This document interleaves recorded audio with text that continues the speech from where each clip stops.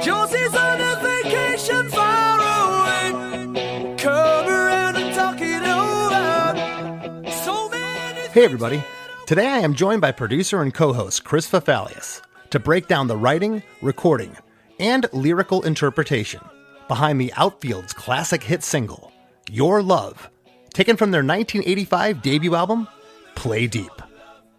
The song was written by guitarist and backing vocalist John Spinks, along with powerhouse lead vocalist and bass guitarist Tony Lewis and drummer Alan Jackman.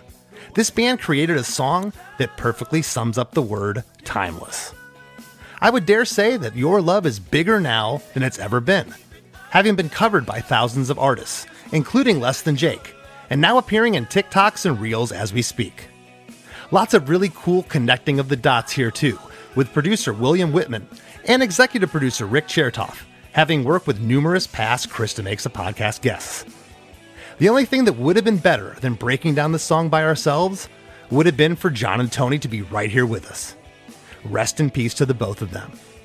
And now, let's get right into this awesome episode. Hey, have you heard? Chris DeMakes a Podcast. Hey, have you heard? Chris DeMakes a Podcast. Hey, have you heard? Chris DeMakes a Podcast. Hey, have you heard? Chris DeMakes a Podcast. Well, hey, Chris. We are doing another episode with an artist that's no longer with us. One of my favorite songwriters, John Spinks from the Outfield. And I want to start this off by asking you, because we're the better part of almost a decade apart, like something like 7.5, 8 years in age. When do you remember hearing Your Love or knowing about the Outfield? I mean, I definitely knew the song before I knew the name of the band. Yeah. This is one of those songs that's just been around my entire life. I cannot recall for the life of me the first time I heard this. It's just one of those songs that has always been there. And another thing about this song, Chris, that I was thinking about is I don't know that I've ever known someone that doesn't like this song. I feel like this is a universally beloved song. Also, I want to throw the same question back to you. Do you remember the first time you heard this? Because of our age disparity, maybe you remember this being like a new song. I do. And what's crazy about it is my friend, Jesse Lance was his name. His older sister had the cassette. And I remember spending the night at his house, a sleepover, and remember hearing the whole cassette, the whole album. I heard the first single on Southwest Florida radio, Say It Isn't So, which had the classic opening line, "You got me all screwed up." You got me all screwed up. So much I can't turn around. And I remember that kind of ruffling feathers. I remember I think it was my grandma that thought that was kind of like she knew what he was saying. It wasn't just saying screwed up. He was, it alluded to something else. So I heard that they were on MTV, which was interesting because you and I have talked about this before. These guys couldn't get arrested in their home country of England, but they were, became pop sensations. But that's when I first heard about them, was on the radio, then got the cassette. Your Love is a really interesting song because it came out, recorded in 85, was released in February of 86 as the second single from the record. And when I got to college in 1991, I'd go out to college parties, nightclubs, whatever you do when you first get to college as a young person. And Your Love would be blaring in these dance clubs and be blaring at the party. You weren't necessarily hearing, other stuff from 1986, but that song had already become like this cult classic. And then, forget about it. Later on, everybody from Less Than Jake to Midtown, a Wilhelm Scream, Wyclef Jean and Eve did a reggae version, Morgan Page did an electronic dance version, and about 30 other artists, not to mention the thousands of bar bands on YouTube with their versions. What do you think it is about this song that everybody loves? Is it that it's so fun to sing along to, that the vocals are so featured, or is it that it's relatable? What's the appeal, the mass appeal of this song? You know, people throw this word around, Chris, but I just think the song's timeless. You know, I don't think it ages in the sense of, I mean, the production, listen to it, it's full 80s. Everything from the slap echo on the vocal to the chorused guitars, the way the drums sound, everything about it. But just what an interesting band. And I've connected some pretty crazy dots with this, and I'm sure you've got some notes to go too. But John Spinks, the guitar player and backing vocalist, he wrote all of the band's songs solely by himself, sharing writing credit on 3 or 4 songs throughout his career for the Outfield with outside writers and vocalist Tony Lewis. The band released 9 albums over the course of their career. So very prolific, John Spinks. Amazing. And what else is interesting, Chris, is the people he worked with on this record and around this time period, which we'll get to in a moment. But in researching, I couldn't find anything else that John Spinks, like you would have thought being so prolific, he would have written with outside writers for other projects. This was his thing. This was where he put his heart and soul into, and I think that's cool. Chris, something about this band, a little bit off topic here. It wasn't until studying for this episode that I realized this band was English. And I think I'm not alone in that. Yeah. This band, they're called the Outfield. So it instantly makes you think of the most American thing ever, baseball. Do you know what their name was before they were the Outfield? I do, and it's absolutely terrible. They were called the Baseball Boys, which again Chris, it's baffling because baseball's just not like American pie in England. It's not the favorite pastime of the country. It's just not over there. You know, they might have some pickup leagues, but it's not like you don't start them in Little League. They have footy over there, which we call soccer. You know, they have all kinds of English type games and whatnot. Just didn't really become a thing. It wasn't until somebody from Columbia CBS Records, Chris, suggested a name change to the Outfield, which was probably the right call. Yeah, I mean, they got Baseball Boys from, I've never seen this movie, Chris. Maybe I should watch it at this point, but they actually got it from that movie, The Warriors. Mm-hmm. You know that movie, The Warriors, about like, what is it, like gangs fighting each other? Yeah. There was a gang called the Baseball Furies. That's where they got the Baseball Boys. Ah, okay, of course. Awesome. Well, Your Love is taken from their debut album, Play Deep, released on August 12th, 85. The first single, talked about this a little bit ago, album opener, Say It Isn't So, was released late 85, followed by Your Love in February of 86. The song reached number 6 on Billboard Hot 100 and number 7 on the album Rock Tracks chart in 86. Sadly, John Spinks passed away from liver cancer on July 9th, 2014. He was only 60 years old. Tony Lewis was lead vocalist and bass guitarist for the band, and sadly, he passed away from unknown causes on October 19th, 2020 at age 62. And Chris, this is one band I would have loved to have seen. And in researching, I couldn't really find any live videos. I saw like American Bandstand or something where they were lip syncing Your Love. Did you come across any live videos? I was looking for festivals. There's just not much on this band. Yeah, no, I watched a lot of music videos to which I was like, man, I love this band. I love these songs. But no, I didn't see any live stuff on YouTube. Did you get into any of the other songs from this band outside of Your Love? One song I really liked, which I knew and I didn't realize I knew, this was like kind of a later one, this is like 92, was the song Winning It All. Mm-hmm. I knew this song because it was on the, I think it was on the Mighty Ducks soundtrack. It was definitely in the movie.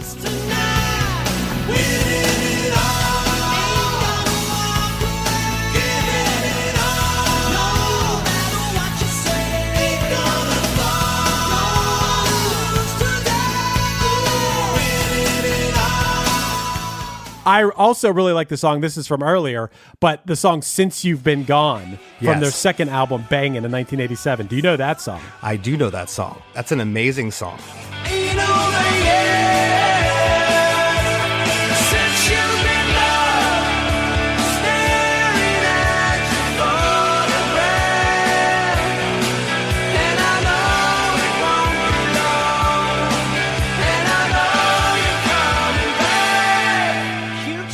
I might like that song better than Your Love, to be honest.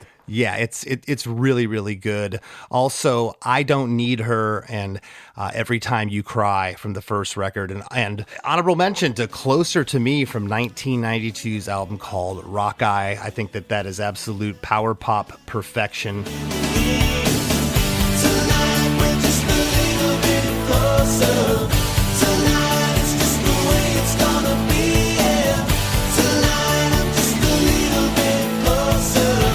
Tonight you're just a little bit closer to me.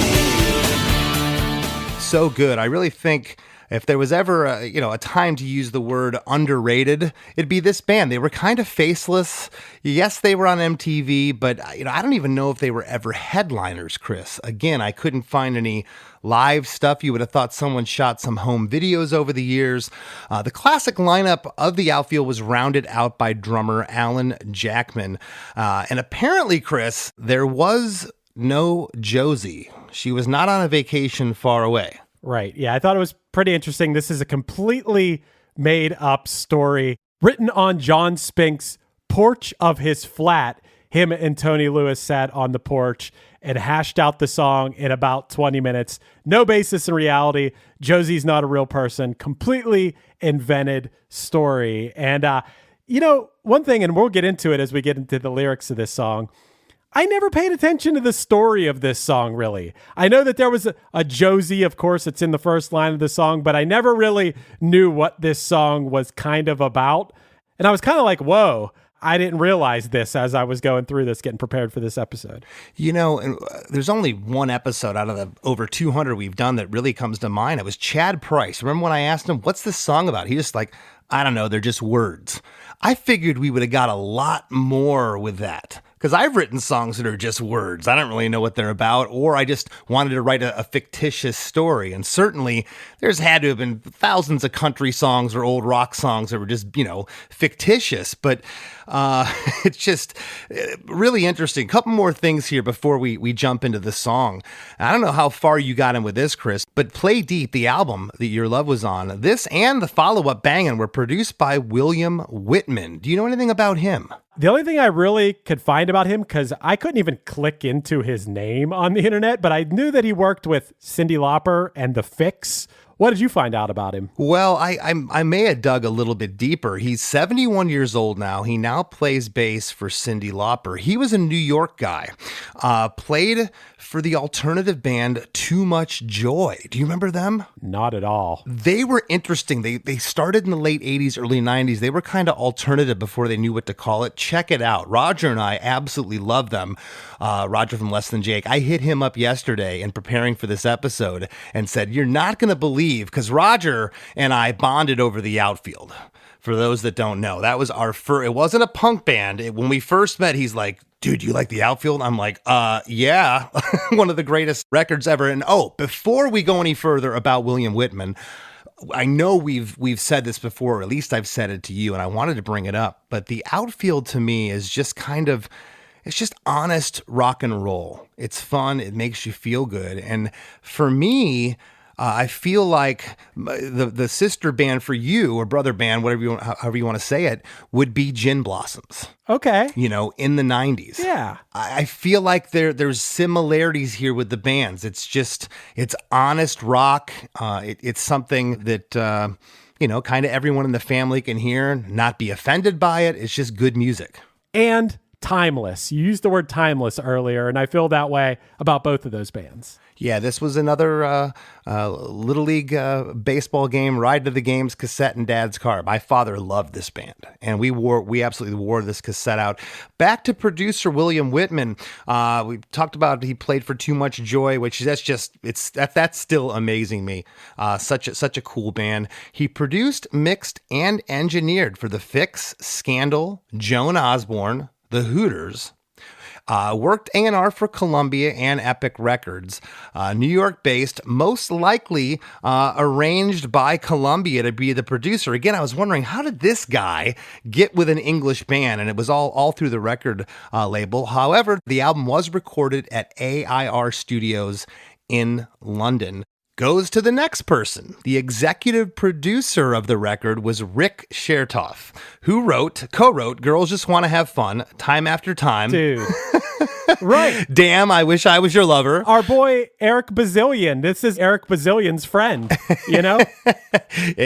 And that's what ultimately, when, you know, I guess I thought it was useless at some point. We've talked about this. All those liner notes I'd read in the, you know, in my albums as a kid because I was bored in the summer and it was too hot to go outside in Florida. It's all come to fruition. It's all come full circle here, Chris. And these guys, as we know, Rick Chertoff, amazing songwriter, but this whole little circle has worked on a lot of songs we feature here on the show. Definitely. They're all Cyndi Lauper's backing band. It wasn't Eric Bazillion and Rick Chertoff, both in her backing band too, and so is William Whitman. And he worked, Eric Bazillion wrote One of Us, and Chertoff, what did this guy do? Well, you know, he's credited as an executive producer, Chris. I don't know if you know what that means. I found out what that meant years ago because Craig Ahrens... Hey, wait, don't tell me. Because I don't know exactly, but the executive producer... Does that basically mean you paid for this thing to happen? That you invested money? No, you're behind the funds. Basically, you're making sure that the recording is executed on time and within budget.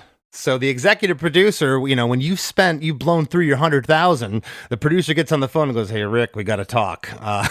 Could we get another 25 grand released?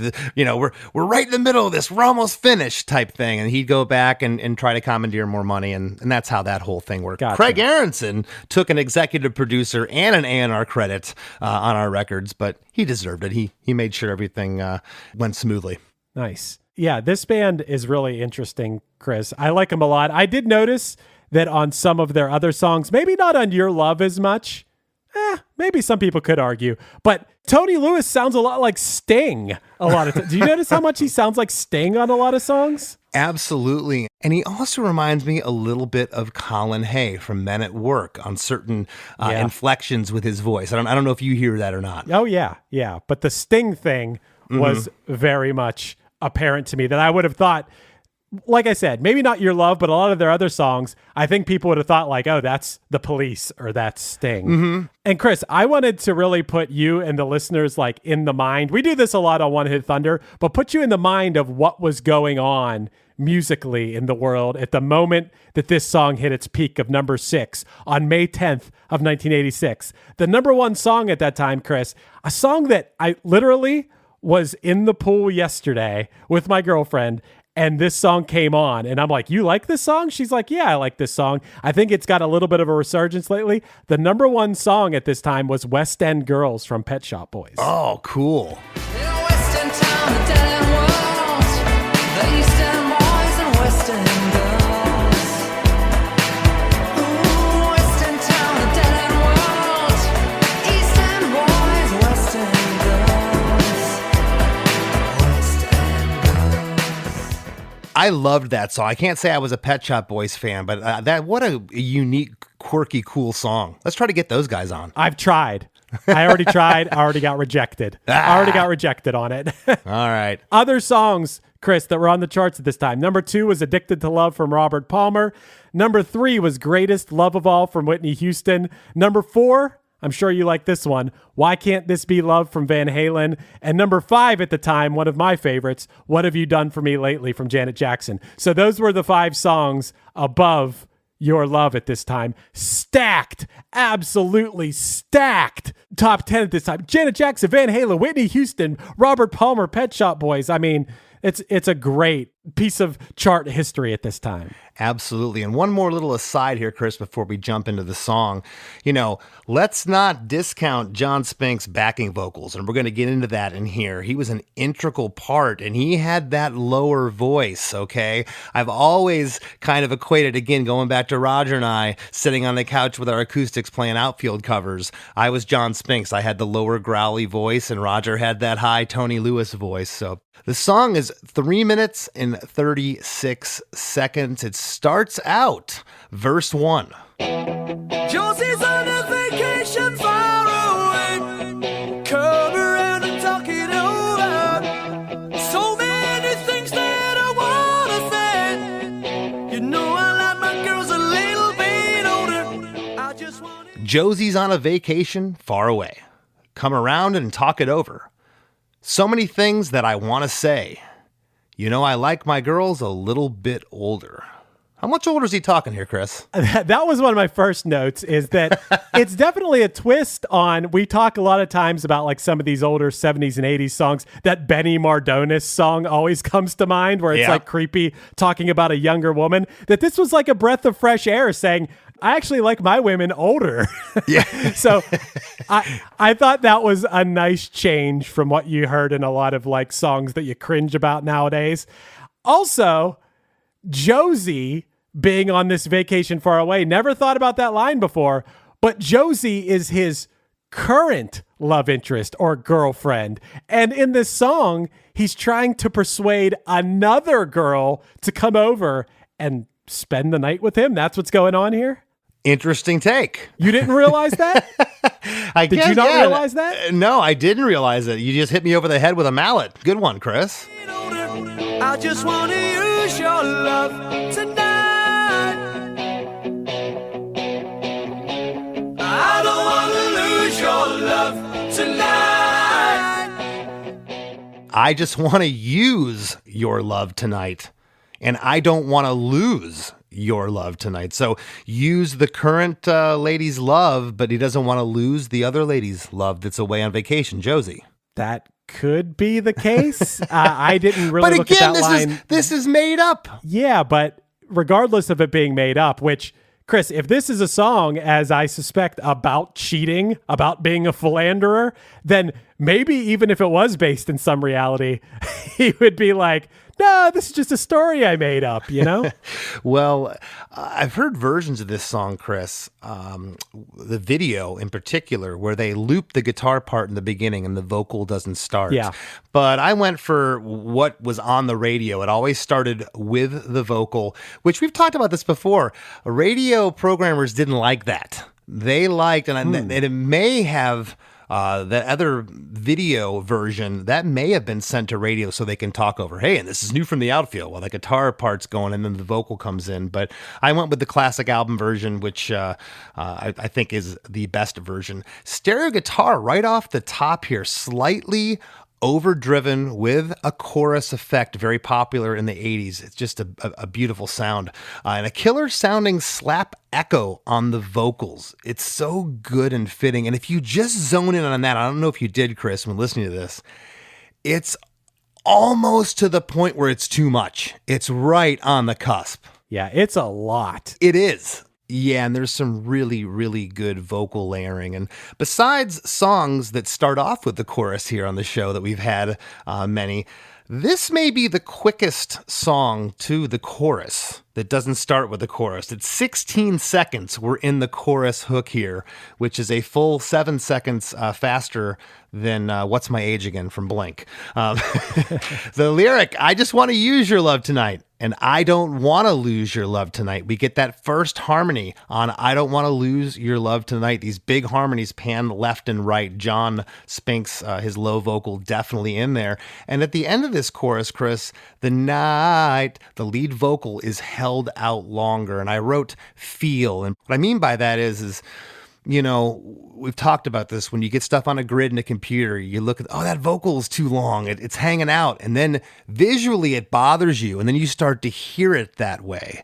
I love when things are loose like this. And somebody, be it the band, be it William Whitman, the producer, said, no, that's perfect. We're not messing with that. It doesn't need to be locked. Such amazing choices by the band and William Whitman on this song. That, what you call slapback echo effect. Yeah. It's such a bold choice. And also something I think is a bold choice is how loud, Chris, did you notice how loud the harmonies are? Like multiple lead vocals. They are not tucked back whatsoever. They are loud. Yeah. And I kind of think that may have to do with what was going on in the 80s. You look at Mutt Lange, for instance, with his backing vocals for the Cars, for Def Leppard. I hear that here. This is like stadium rock backing vocals. It's not light pop rock backing vocals. And Chris, everything too, the drums, you could sing the drums, air drum every fill of this song. Every fill is memorable, including this first one that kicks us into the second verse of the song, it's awesome. It is, and that crash cymbal is, one of the identities of this song. One of the hooks when he hits that kick and those two crashes, then the drums, bass, and stereo guitars are all in. Those stereo guitars still playing that chorusy sounding effect.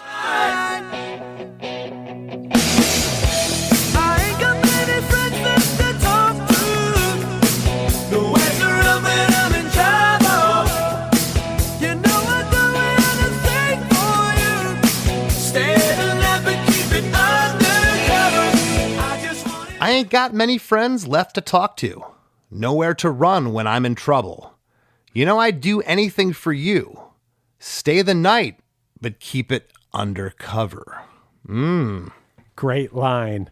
Great Yes. line. Once again, you said, what was it? Your grandma picked up on some Outfield lyric that was a double entendre or something? Yeah. Well, this is another one. Keep it undercover. Don't tell anybody about it. Also, we're going to be under the covers. Very clever. I love verse 2 here. We get a harmony on nowhere to run when I'm in trouble. And I'm going to go back to the Less Than Jake example here.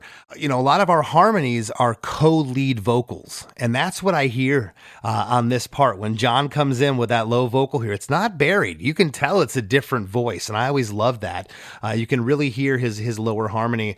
And again, not super locked here. John hangs treble out longer, not Tony. John hangs out on that word. And we get a harmony as well on Stay the Night, but keep it undercover. Absolutely love this. And I love verse 2 because it's the same as verse 1, but it's all new because the drums and the bass are in. It's not just the guitars off the top. The song is building big time. And everything that's introduced is so intentional. It feels like nothing is ever just like a throwaway part. Everything feels so well thought out. And we'll get into that as we get into the second chorus, because I feel like there's a lot once this second chorus kicks in. There is. And let's talk about that. You mentioned the drum parts in this song. Let's talk about the drum sound. I'm going to call these drums, they're honest. Yeah, they got some reverb on them. They're 80s in that aspect, but they're not electronic, phony sounding drums, which a lot of 80s productions, even the Van Halen song you're talking about, Alex Van Halen, Why Can't This Be Love? They changed their drum sound to kind of go with the times. It was more of an electronic sound. I love the way the drums sound in this track. I wouldn't change a thing.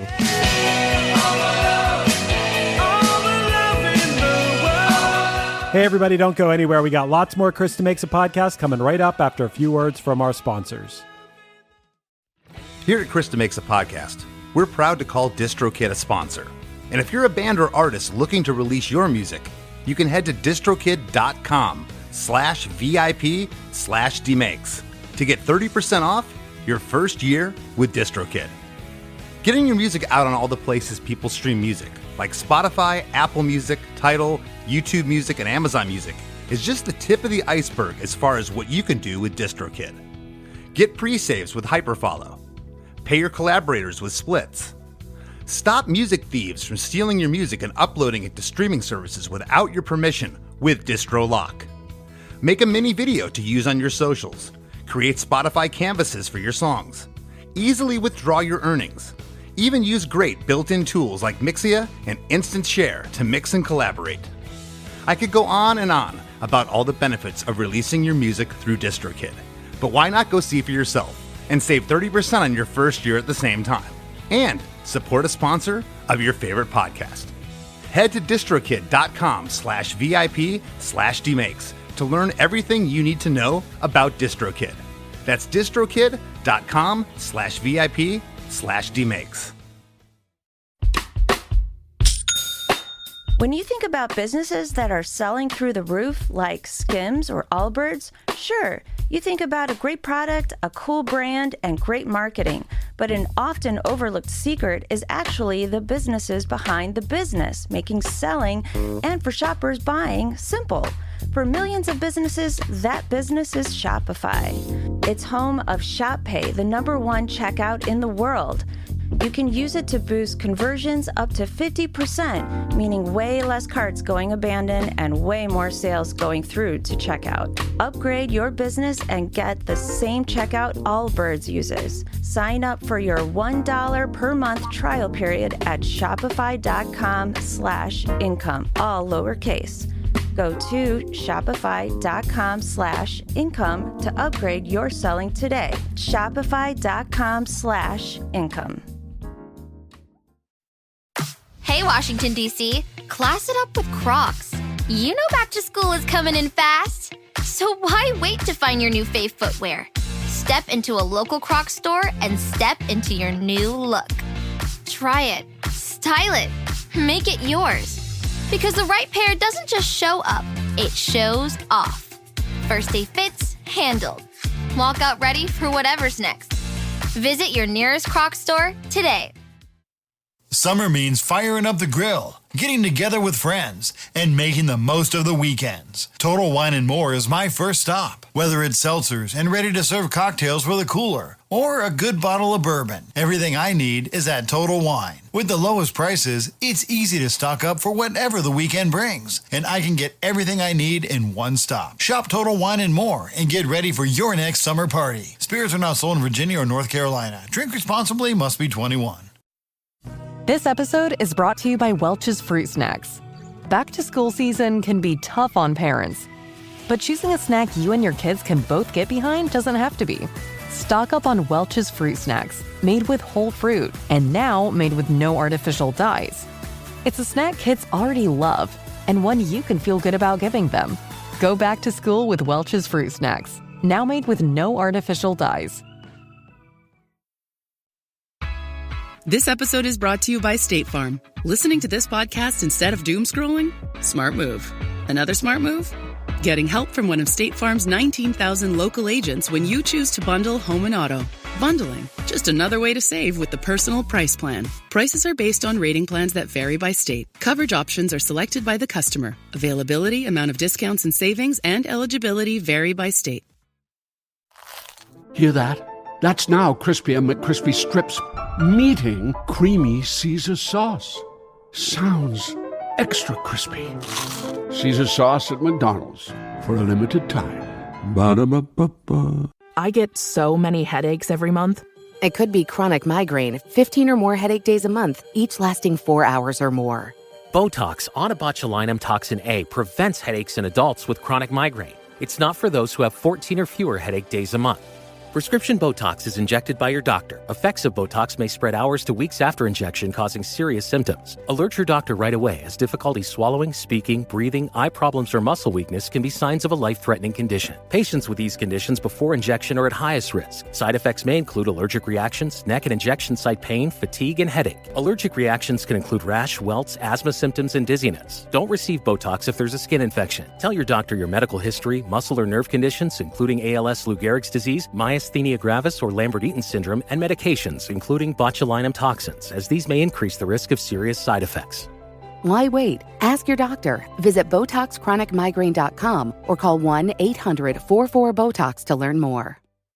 Hey there, Chris DeMakes of podcast listeners. Ready to take your podcast experience to the next level? By signing up for the supporting cast at ChrisDeMakes.com, you not only ensure the continued production of our show, but also unlock exclusive perks. Subscribers receive a weekly bonus episode of our other podcast, The After Party, co-hosted by Chris Fafalios and myself. Many fans rave that The After Party is just as enjoyable as the main show. And with close to 200 music-centric episodes in the archive, there's a treasure trove of entertainment awaiting you. Thank you for tuning in and for your support in keeping the podcast going strong. Join us at ChrisDeMakes.com and let's keep the fun conversations going.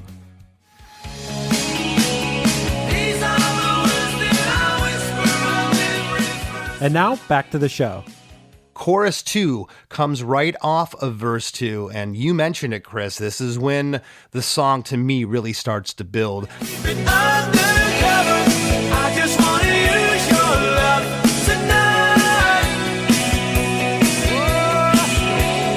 I don't want to lose your love tonight. I just want to use your love tonight, and I don't want to lose your love tonight. We get harmonies on both of those lines this time. In between it, we get a whoa that is just Tony. The drums here, Chris, are interesting.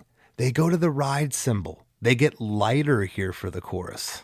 It doesn't get heavier off the verse, which I never noticed that until I started breaking it down. And the stereo guitars are playing these beautiful arpeggios throughout. Yeah. Hey, Chris, one thing I noticed too that stands out to me about when we get into the second chorus, and it happens again, is there's this big guitar chord that leads into it. It's like a big, it's kind of like a rake. I call it a rake of the chord that leads in. That one chord that goes in is really like a featured, really pops out of the stereo when I listen to it. And yeah, then it leads into that sparkly arpeggiated guitars that really shine throughout the chorus. And also you mentioned that whoa in between the lines, that I think is very important because it makes it feel a little bit improvised or live. And it differentiates it. It makes it feel a little bit spontaneous. And I love it. I agree. And you were talking about those guitars here. They're beautifully orchestrated. There's a lot of room on them, but there's a lot of separation. You can hear everything that's going on. Off of chorus 2, we get into the bridge. Such a cool part. There's not much going on here. The first 8 bars, it's just the chord changes, G to A.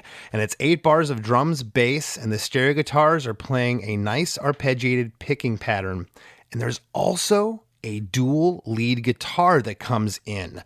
The melody is panned off left and the harmony guitar solo is panned off right. And this lead guitar part, it dips out when the vocals kick in for the second half of the bridge. But this guitar lead, very reminiscent of Boston, Kansas Journey, Iron Maiden even, that dual harmony thing, Thin Lizzy, so cool.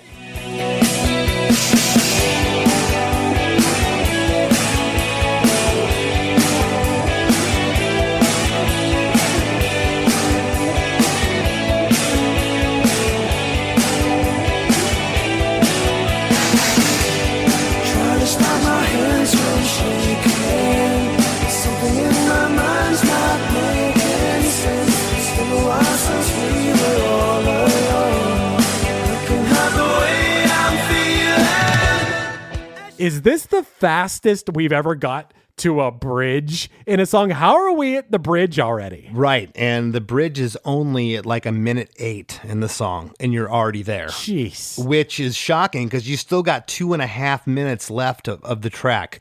Very interesting. Where they make up for that time is chorus 3 in the outro, on that fade out at the end, we get the time there. But yeah, just so cool. The lyric for the bridge. And Chris, we get harmonies on every line here. Try to stop my hands from shaking, 'cause something in my mind's not making sense. It's been a while since we were all alone. I can't hide the way I'm feeling. Yeah, the first 3 lines of this, Chris, are sung softer than anything's been sung in the song so far. Yep. And of course, all in harmony. And then it's that last line, the I can't hide the way I'm feeling. That's the line you want to yell from the mountaintops. It is. And there's like at least 3 vocals, which are all probably doubled there. We got Tony in the center, and Tony either left or right, and John either left or right. Can't really tell there. But yeah, that part just pops, comes to a crescendo there. And that guitar lead, what's great about it is it dips out on the second half here when the vocals come in. But that same tone comes in later in the song on the outro chorus, the last chorus. It comes back. It's not the same lead, but it comes in again. So this is kind of foreshadowing for later. And I love that it's not the same part later. It's a different hook there, which is just so good. Lyrically in this part, there's a line that stuck out to me. It's been a while since we were all alone. That line to me insinuates that he and this woman have had some sort of past together. This isn't a longing for someone he's never been with. This is someone he has a history with. And that line also, I feel like, could make it relatable for people. That, someone from your past. You're in a relationship now, but there's this person from the past that you're still longing for one way or another. And I don't know, that line stuck out to me that, oh, okay, this isn't some dream girl that, you've never been with or you're fantasizing about. This is someone that is part of your life at some point. Good take. And gotta ask here, when is the last time you recall writing a third verse for a punchline song? Third verse. I put you on the spot. You put me on the spot, but I do think I'm guilty of this. Sometimes I, in the writing stage, have too much information and it would get cut. I feel like I'm always trying to tell too much of a story. Okay. So I might be guilty of this, but I love a good third verse, and this is a great third verse. Yeah, I would probably guess that Punchline be more apt to write a third verse than Less Than Jake. But yes, we get a third verse here, which you mentioned a minute ago about the bridge happening so early. Well, we get another verse, and then, as I said a little bit ago, we get that last chorus and outro. Verse 3. As you're leaving, please won't you close the door and don't forget what I told you. Just 'cause you're under, don't mean I'm wrong. Another shoulder to cry upon. I just want you. As you're leaving, please, would you close the door? And don't forget what I told you. Just 'cause you're right, that don't mean I'm wrong. Another shoulder to cry upon. Love it. Yeah, it's awesome. I noticed no harmonies in this verse. Mm-hmm. And also that now I would assume that this other love interest did come over and he got what he wanted. So as you're leaving, would you please close the door, showing his true colors? Don't forget what I told you. Don't tell anybody about this, right? And just because you were right about me, it doesn't mean that I'm wrong for wanting this. Another shoulder to cry upon. I mean, I feel like the third verse is the big tell in the song is like, this guy's an asshole. This narrator is an asshole who it happened, and now he's like, okay, I got what I wanted, but Josie's going to be on her way back, so keep your mouth shut and don't let the door hit you on the way out, Yeah, a pretty narcissistic tone here, Yeah. just because you're right doesn't mean I'm wrong. Gaslighting. Did they call that gaslighting? No, it wasn't called that then. It was probably called something else. Okay. Like you said, Okay. you were just an a-hole. That's all it meant. Yeah, right. Something else very interesting. None of the verses in this song ever get boring because none of them are the same. The first one is just guitar and vocal. Verse 2, we get the whole band in. And on verse 3, it's just those stereo guitars from the top, Chris, but they're slightly bigger than the intro guitars, okay? A little bit louder, a little bit fuller. And the drums are playing this killer 50s, 60s, like rock beat, executing the toms. It reminds me of a lot of those old rock and roll bands, how they'd have those tom parts at the end of the song. Absolutely love what's going on here. And I love how that tom part goes into chorus 3. It continues on. They didn't go back into a regular beat there. It's absolutely genius. Yeah, the toms sound amazing on this song, and there is a big tom feel that leads into that third chorus. Before we get to that third chorus, though, Chris, I do want to talk lyrically a little bit more about this. I want to believe, just because I feel like kind of what you said in the beginning of this episode, that this just feels like, these guys are just a good rock band, timeless, whatever. In this song, do you feel like lyrically he's trying to write from the perspective of feeling like he's the good guy or in the right? Or do you think he's trying to write from the perspective of like, oh, this is what guys are like? I bring this up because I know in the last Punchline run of shows we did, we put on yacht rock for a while, and it's hilarious how many of those songs are about a guy cheating or wanting to cheat, but doing it from such a self-righteous place, like as if there's not a damn thing wrong with this.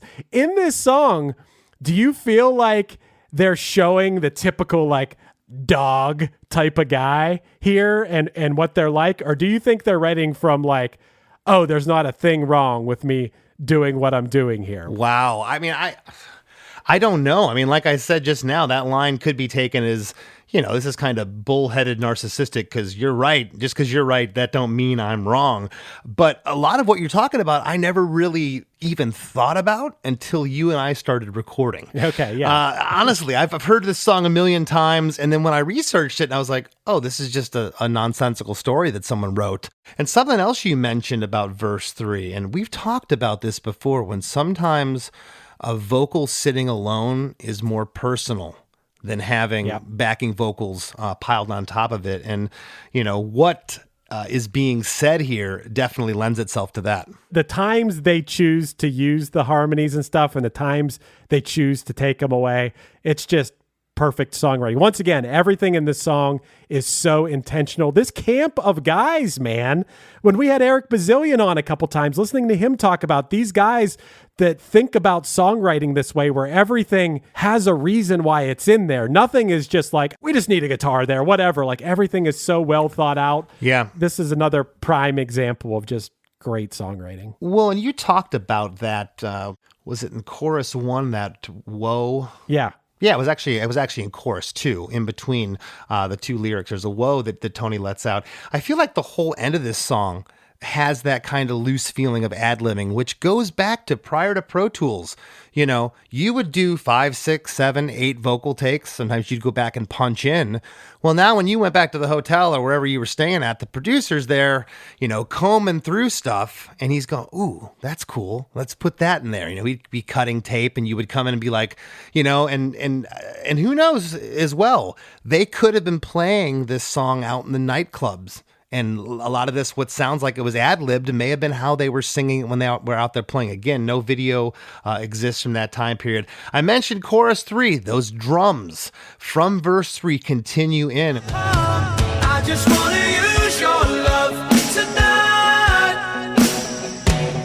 Yeah, I don't want to lose your love tonight.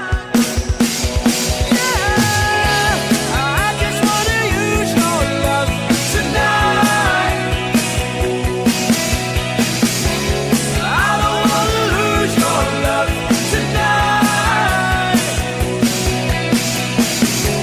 I just want to use your love tonight. I don't want to lose your love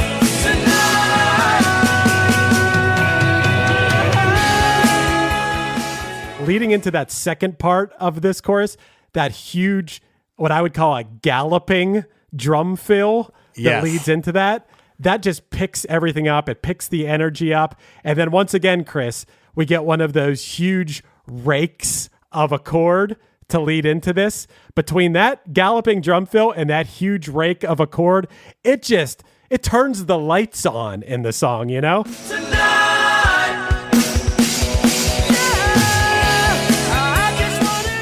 It just picks up the energy tenfold. It does. And in looking back, and I'm not saying this as it's a bad thing at all. It's an awesome thing. This song is pretty sparse. It's not, over bloated 80s pop. There's a lot going on here, but it's not super crazy. It's just, to your point, every part is there for a reason. They all interweave together and they work flawlessly. Yeah, and when it picks up in that chorus too, when it finally picks up, that arpeggiated guitar, I call a sparkling arpeggiated guitar that's going through there. Yes. It's louder than it has been in the whole song. At this point, I listened to it. I A-B'd it with the earlier ones. It's not twice as loud, but it almost feels twice as loud. It is featured here. Absolutely, yeah. And same thing with verse 3. Those stereo guitars from the top of the song in verse 3, they got louder. So the whole song is building. What I'm calling the outro, Chris, is when Tony says, tonight, and then we get Lose Your Love. That new guitar lead continues to weave in and out here on this outro.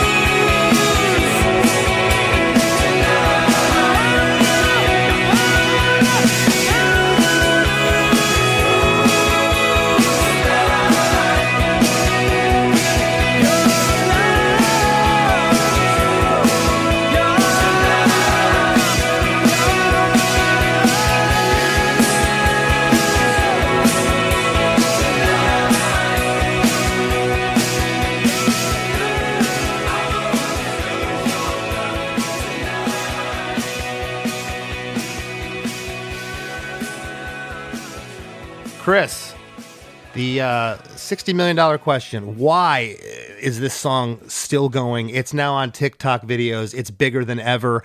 It's an amazing song. I love it. I have nostalgia attached to it. My father loved it. Driving around as a kid listening to it. My friend's older sister let me listen to the cassette and wearing that thing out, etc., etc. Less Than Jake covered it. Roger and I bonded over it. What do you think it is besides all that for me? I would maybe say that it's that first verse when it first starts is fun to sing along to and everybody knows the words. And when it comes on, I feel like people get excited to sing this song when it comes on. Do you think that could be it? That it's just right off the bat, we start with vocals and it's high up there and everyone wants to sing along? You know, not that anybody didn't like Why Can't This Be Love or Everybody Wants to Rule the World or any of the songs that we talked about that were popular in 86. It wasn't that people didn't like those songs in 91, but a lot had changed since then. When I went to college, man, and you weren't hearing those songs out at the dance clubs, out at the college hangouts, at the parties. But you were hearing Your Love. It somehow had already transcended. It had already become this thing. And there's certain songs in time that do that. Bohemian Rhapsody. We know that had a resurgence with Wayne's World and what happened with that song. And fun to sing along to, that one. Yeah, fun to sing along to. And just so cool. John Spinks was an amazing songwriter, not a household name. I would argue that the Outfield is not even really a household name. You'd probably ask a 16-year-old if they heard this song, they'd say yes. They could not tell you who did the song. I would say that probably more than 50% of the people in the world who know this song do not know who performed it. Yeah, crazy. Well, Chris, this was a lot of fun as usual. You know, we would have loved for John Spinks to be here talking about this song. And had he still been alive, I think we could have got John. I think, judging by what I saw, I think he was just the kind of like Eric Bazillion, just loved writing songs, so prolific. And yeah, if you want to support Chris and I doing what we love and what we hope you love, you can head over to chrisdemakes.com for episodes of The After Party. Chris, tell them what they get. We have at this point, when you're listening to this, 200 episodes in the back catalog.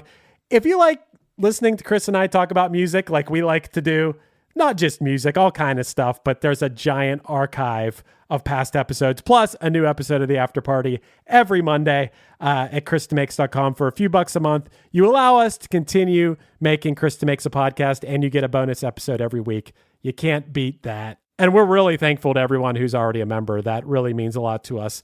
It seriously, literally allows us to continue making this show because it takes a lot of time and effort and got to pay those bills, So your support means a lot to us. chrisdemakes.com. chrisdemakes.com. Thanks to each and every one of you. And Chris, let's keep those 5-star reviews on Apple and Spotify happening and read us one. What do we got this week? Yeah, I'm going to get one from Apple Podcasts here. Yeah, if you can leave us a review, it really means a lot because it helps other people find the podcast.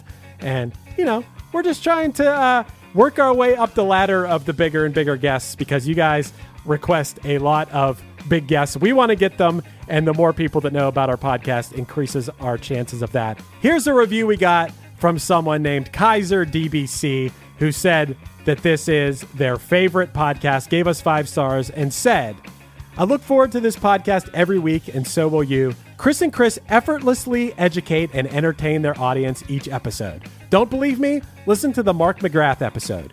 You'll learn about the great David Kahn, pegging, and the importance of Don't Bore Us, Get to the Chorus, a podcast every music fan should subscribe to.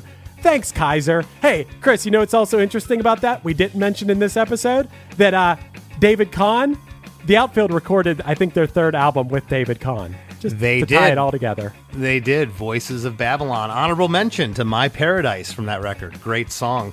I highly suggest everyone to go and check out the Outfield's back catalog. A lot of great songs. Thanks to Kaiser for that review. And much thanks to Tony Lewis and John Spinks for writing and recording these amazing songs. Rest in peace. We'll see you next week. One Hit Thunder is a podcast where we both celebrate and have a good laugh about bands and artists that had just one hit that we all know. Each week, we're joined by a guest from the world of music or comedy to learn more than you ever thought you would about some songs that you can't forget. And we decide if they brought the one-hit thunder or were nothing more than a one-hit blunder. Look, if you listen to the show, you're probably going to laugh, and I guarantee you're going to crush next time the bar has music trivia. Tag Team, Jane Child, Meredith Brooks, Looking Glass, Sean Mullins, Eiffel 65, EMF, Crash Test Dummies, Crazy Town, Chumbawamba. We have hundreds of episodes in our back catalog and a new episode each week, so pass the Dutchie, make sure you're connected, and subscribe to One Hit Thunder wherever you get your pods. This episode is brought to you by Google. The spirit of innovation is deeply ingrained in America, and Google is helping Americans innovate in ways both big and small.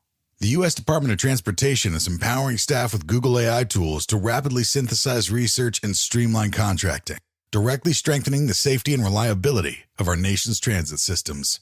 This is a new era of American innovation. Learn more at g.co/American innovation. Uncovered windows can make your home feel up to 20 degrees hotter. Stay cool and save up to 45% off custom window treatments during the summer Black Friday mega sale at Blinds.com. From outdoor shades to room darkening blinds, finding the perfect fit is easy. Get free samples, expert design help, and professional measure and install services, or DIY with confidence and support every step of the way. Shop up to 45% off site-wide, plus huge savings on doorbusters right now during the summer Black Friday mega sale at Blinds.com.